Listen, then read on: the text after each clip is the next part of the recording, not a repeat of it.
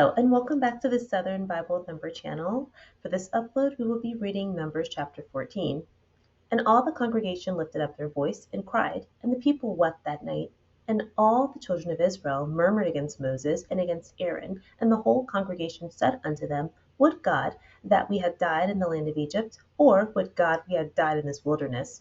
And wherefore hath the Lord brought us into this land to fall by the sword, that our wives and children should be a prey? Were it not better for us to return to Egypt?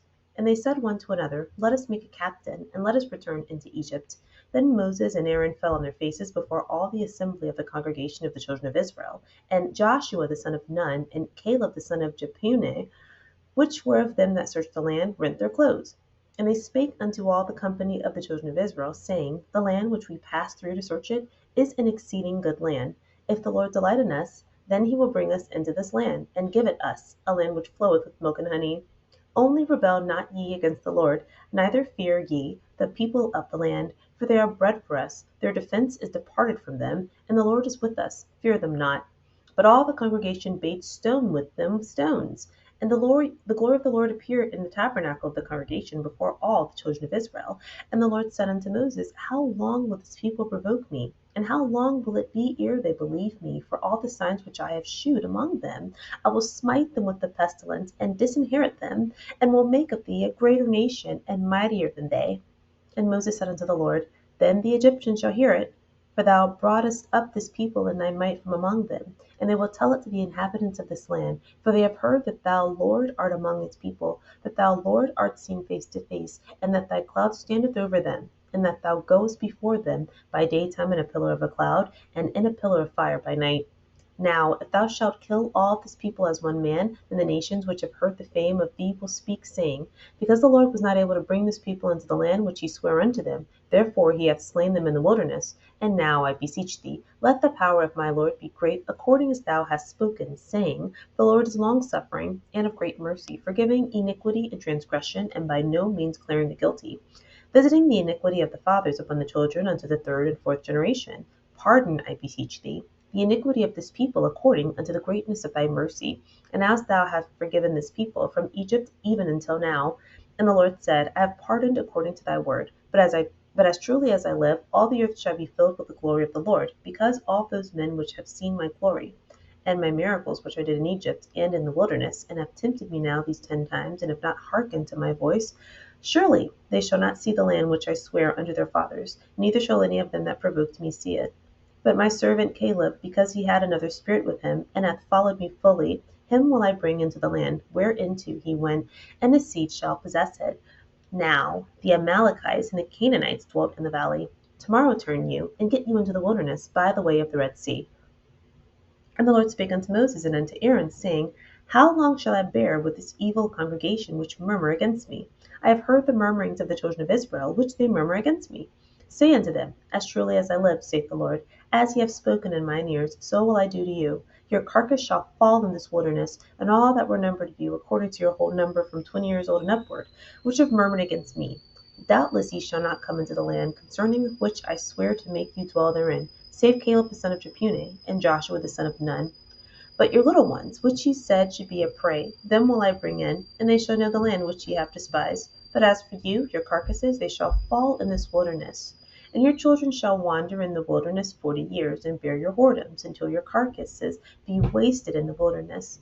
After the number of the days in which ye search the land, even 40 days, each day for a year, shall ye bear your iniquities, even 40 years, and ye shall know my breach of promise.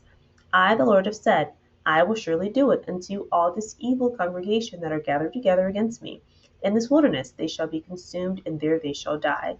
And the men which Moses sent to search the land, who returned and made all the congregation to murmur against him, by bringing up a slander upon the land. Even those men that did bring up the evil report upon the Lord died by the plague before the Lord.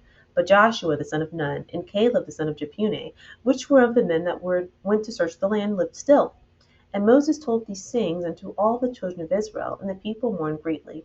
And they rose up early in the morning, and got them up into the top of the mountain, saying, Lo, we be here, and will go up unto the place which the Lord hath promised, for we have sinned. And Moses said, Wherefore now do ye transgress the commandment of the Lord? But it shall not prosper.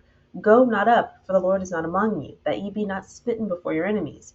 For the Amalekites and the Canaanites are there before you, and ye shall fall by the sword, because ye are turned away from the Lord. Therefore the Lord will not be with you. But they presumed to go up unto the hilltop. Nevertheless, the ark of the covenant of the Lord and Moses departed not out of the camp. Then the Amalekites came down, and the Canaanites which dwelt in that hill, and smote them, and discomfited them, even unto Hormah. Summarizing Numbers chapter 14. Upon hearing the negativity from the spies sent to investigate in Numbers chapter 13, verse 32, the Israelites immediately became fearful, complaining, and worried about the report that they received. The entire congregation said to Moses and Aaron, "Would God have rather us die in the wilderness than being in the wilderness, victims of murder by sword?" And then in verse 4, Israel said to each other that they would make a captain to lead them into returning to Egypt. Now, when I read Numbers chapter 11, I mentioned how because of their oppression through being slaves, they didn't believe that they could even go to God themselves and have inquire about problems the same way Rebecca did in Genesis chapter 25. So they don't believe that they can be the solution to their own problem. They don't believe they can go to God. They don't believe that they can just say, you know what, I want to go back to Egypt. You want to go back to Egypt. Let's both just go back to Egypt. They have to create someone to lead them because they don't have that faith in themselves. And that's the downside of oppression and of, treating people that don't have a certain type of value, placing value on people and then treating them as expendable if they don't have that certain value. After a while, living in a society like that, it does affect how the person even believes they can move forward. And they don't believe that they can be their own solution. They don't believe, they begin to believe they need somebody else, a proxy, in order to get success. And it really is like a prison of the mind. They can't even go to God. They need a conduit to reach out to God. And the difference, as I said in chapter 11, with Rebecca, when she was having a difficult pregnancy, the difference was she didn't experience slavery. So when she had an issue that she wanted to talk to God about, she could go straight to God. But these people who spent their lives as slaves, it doesn't occur to them that they could just reach out to God. If they don't get their way, they just complain. And again, the entire congregation was talking about Moses and Aaron. And we'll just get our own captain and go back to Egypt. Verses 5 through 6, Aaron and Moses fell on their faces. This sounds like they were just exhausted. Moses already told God, like, if this is how you have to deal with me, just kill me, because I can't take this anymore. This is horrible. And now the whole congregation has turned against them and just fallen on their face.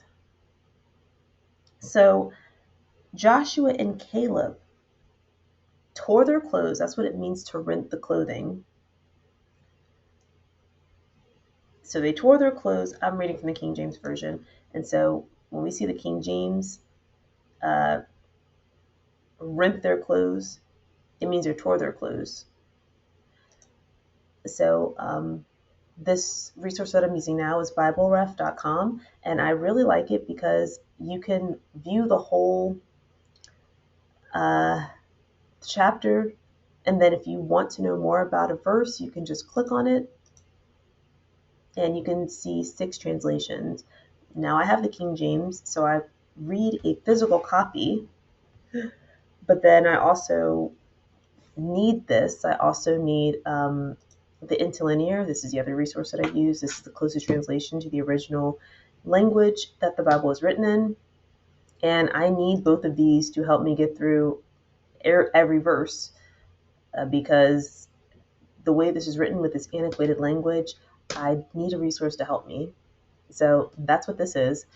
This is Bible Gateway. I like this better for, I just think it's less distracting when I'm reading because it doesn't have a line when I hover over it with my mouse. And this one does. but the Bible Ref is a superior resource. It's just that I use Bible Gateway because it's less distracting for me. It's distracting for me to read with lines keep coming up. Okay, so we're on verse 6. Joshua and Caleb have torn their clothes. Moses has his face on the ground. Moses and Aaron. The crowd is shouting at them. And Joshua and Caleb once again in verse 7 through 9 tell the people, hey, this land is great. God will favor us if he is on our side, if he delights in us, if he supports and approves us. We can take Canaan. All we have to do is abide by God's laws. God is with us. And in verse 10, the crowd turned on them. The congregation of Israel was going to stone these men just for suggesting that we have confidence and take this land that God has been promising us. They were going to stone them, not just go back to Egypt, but also stone them. And this is all resulting from, in chapter 13, the men that went with Caleb, but they had a negative self-image and they said,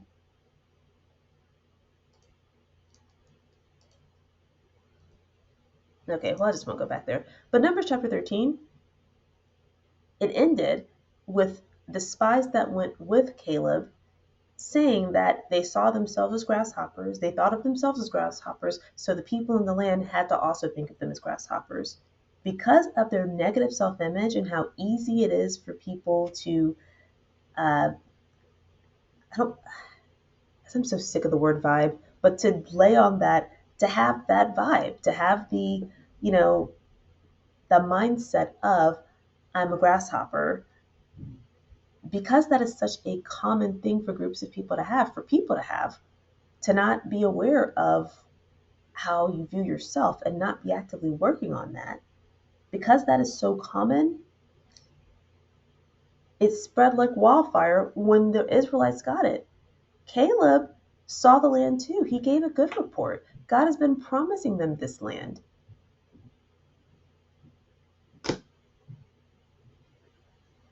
And they're going to stone Joshua and Caleb for saying, you know what, we can take it. They didn't even say anything negative. So these people that have negative self-image, in addition to creating other people's thoughts, because that's what they do, when you don't have a healthy self-image, you create what you think other people think of you, because you say, if I see myself this way, there's no way somebody can look at me and see something else. So you create their thoughts.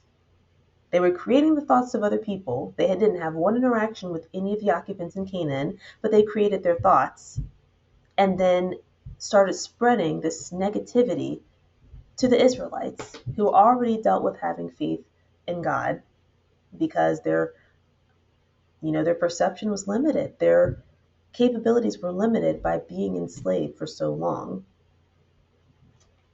And that's something that gets ignored a lot when we talk about oppression and people who have been systematically oppressed, or people who survive oppression. A lot of people don't like to inspect the idea that it limits your capability because your imagination is siphoned.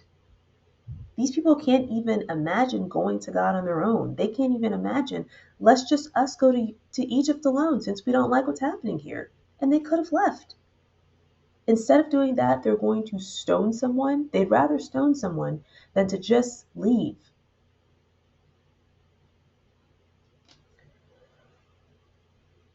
So the Lord appeared in the tabernacle. The glory of the Lord appeared in the tabernacle, and he begins talking to Moses rhetorically. And he says, you know what? How long these people provoke me? I will strike them with pestilence, and I will make you mighty, Moses.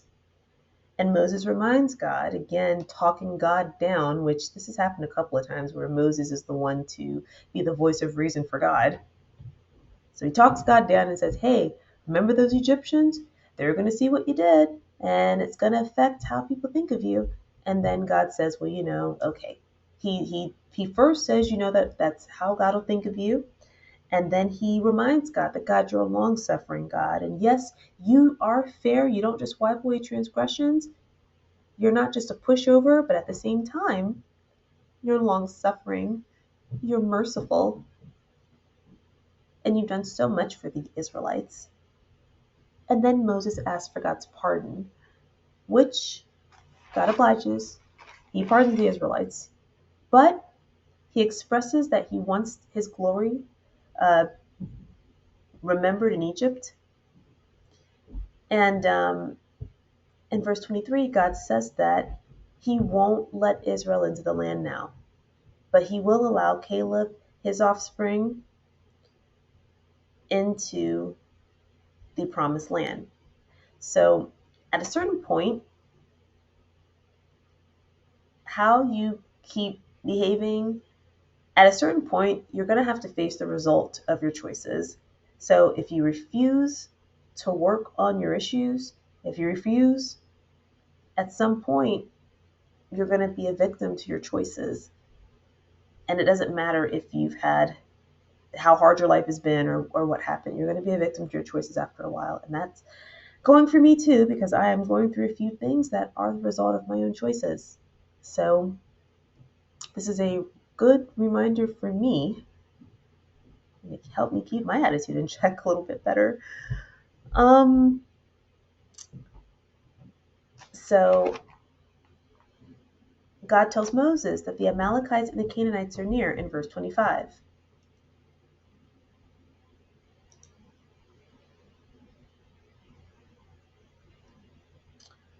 And that Israel needs to change their location. Verse 27, God asks again in frustration, how long will Israel murmur? And he says it 3 times.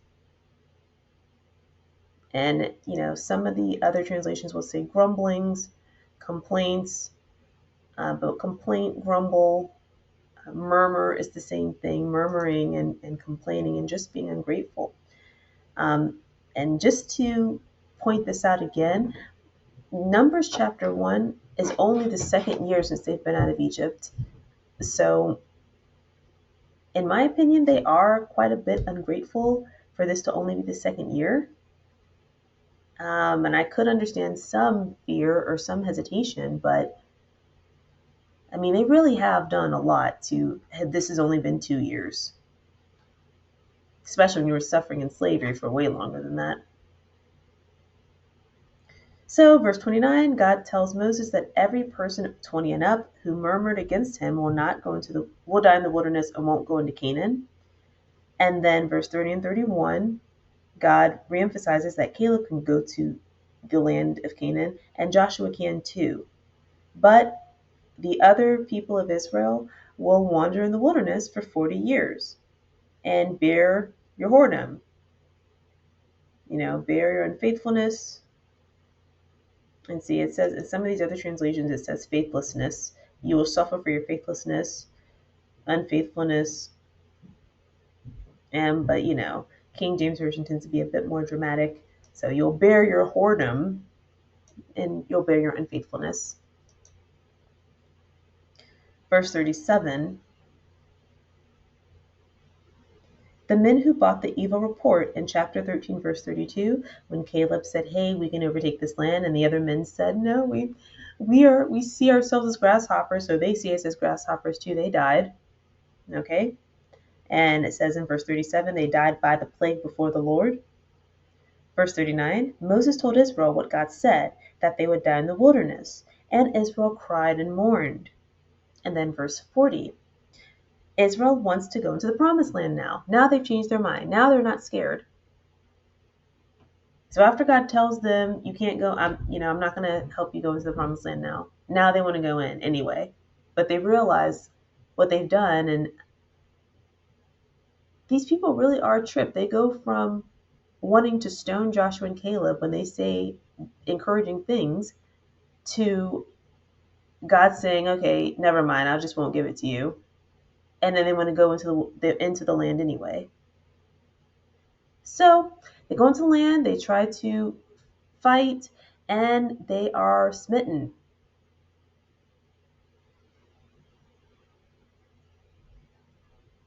They defeated them. The end. So thank you so much for watching up. I'm going to say something else because I'm noticing